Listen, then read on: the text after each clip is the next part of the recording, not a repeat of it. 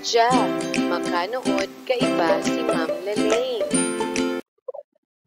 Magandang araw mga bata, kumusta kayo? Handa na ba kayo sa asignaturang ating pag-aaralan? Ang unang asignaturang ating pag-aaralan ay Reading and Literacy. Ito ang bahagi ng aklat. Ang tawag dito ay tama, unahang pabalat.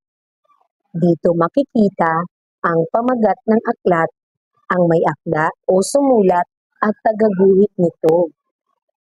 Ito kaya, ano naman kaya ang tawag dito? Tama, ang tawag dito ay pamagat. Sa unahang pabalat, mababasa ang pamagat ng aklat. Kadalasang malaki ang mga titik na ginagamit para sa pamagat. Nakikilala natin ang kwento o libro base sa pamagat nito. Ito naman ay talaan ng nilalaman. May ibang libro na may talaan ng nilalaman. Ito ang listahan ng mga nilalaman o paksang tatalakayin sa aklat at kung saang pahina ito matatagpuan.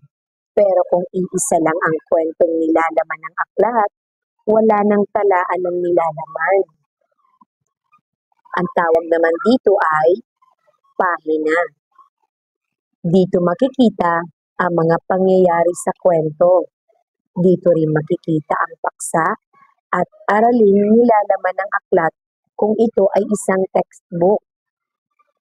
Ito naman ay likurang pabalat. Ito ang hulihang bahagi o likuran ng aklat. At ang tawag naman dito ay may akda. Ang lahat ng aklat ay isinulat ng isang manunulat.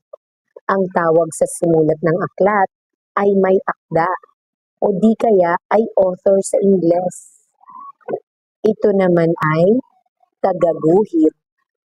Ito ay tumutukoy sa taong gumuhit ng mga larawan sa isang aklat o teksto. Nakuha niyo ba ang mga bahagi ng aklat? Magaling! Sana ay nadagdagan ng inyong kaalaman. Salamat sa panonood at pakikinig.